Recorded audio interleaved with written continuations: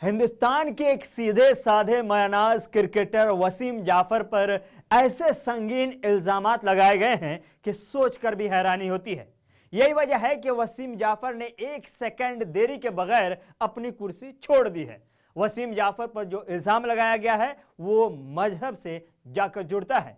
फिरका परस्ती का इल्जाम जैसे ही वसीम जाफर पर लगा, मुल्क के साबिक सीनियर खिलाड़ी मैदान में आए और कहा कि हम वसीम जाफर के साथ हैं। रिपोर्ट देखिए।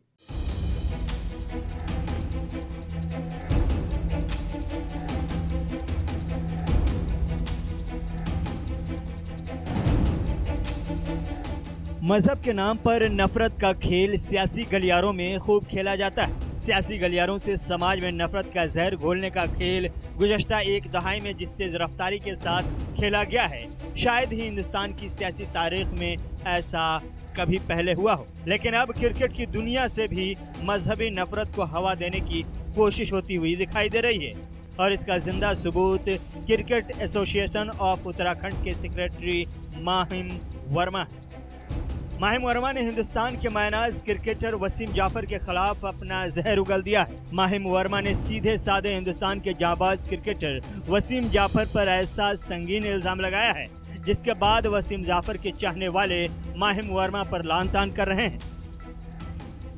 उत्तराखंड क्रिकेट एसोसिएशन में इख्तलाफात की वजह से कोच के ओहदे से इस्तीफा देने वाले भारत के साबिक क्रिकेटर वसीम जाफर पर माहिम वर्मा ने ये इल्ज़ाम लगाया कि वो हिंदू मुस्लिम खिलाड़ी के दरमियान तफरीक करते थे और मजहब की बुनियाद पर तरजीह देते थे। 31 टेस्ट मुकाबले खेलकर हिंदुस्तान का परचम बुलंद करने वाले वसीम जाफर पर उत्तराखंड क्रिकेट एसोसिएशन के सेक्रेटरी माहिम वर्मा ने ये इल्ज़ाम लगाया कि वो टीम के सिलेक्शन में मुस्लिम खिलाड़ियों को तरजीह देते थे और प्रैक्टिस मैच के दौरान वसीम जाफर ने मौलवी बुलवाया था।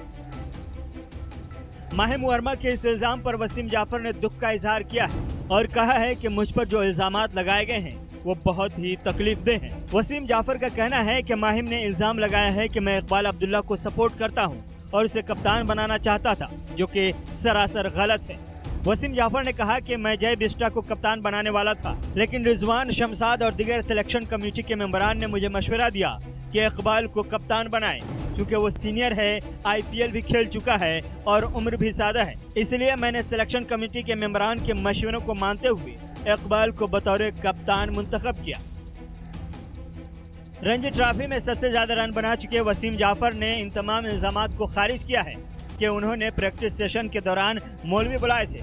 वसीम ने कहा कि बोया बब्बल में मौलवी आए और हमने नमाज पढ़ी।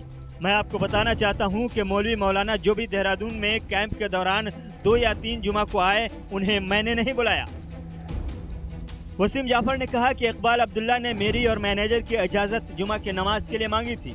उन्होंने कहा कि हम रोज़ कमरे में नमाज पढ़ते हैं, लेकिन जुमा की नमाज मिलकर पढ़ते थे तो लगा कि इसके लिए कोई इमाम आएगा तो अच्छा होगा। वसीम ने कहा कि हमने नेट प्रैक्टिस के बाद 5 मिनट ड्रेसिंग रूम में नमाज पढ़ी। अगर ये फिरकावारियत है तो मैं नमाज के वक्त के हिसाब से प्रैक्टिस का वक्त बदल सकता था, लेकिन मैं ऐसा नहीं हूँ। इसमें क्या बड़ी बात है, ये मेरी समझ में नहीं आया। वसीम जाफर पर फिरका परस्ती का इल्ज़ाम जैसे ही लगा, फौरन साबिक सीनियर खिलाड़ी मैदान में आ गए। अनिल कुंबले से लेकर मनोज तिवारी ने वसीम की हमायत का ऐलान किया और मनोज तिवारी ने यहाँ तक कहा कि मुल्क के हीरो वसीम जाफर पर लगे ऐसे इल्ज़ामात पर उत्तराखंड के CM मुदाखलत करें। वहीं टीम इंडिया के साबिक कोच अनिल कुंबले ने कहा कि वसीम जाफर ने जो कुछ किया अच्छा किया, मैं आपके साथ हूँ। बदकिस्मती से खिलाड़ी अब आपकी रहनुमाई नहीं हासिल कर पाएंगे। वसीम जाफर को जिस अंदाज में बदनाम करने की कोशिश की गई है, सच है कि ये अच्छी सोच नहीं है और ना ही अच्छा तरीका।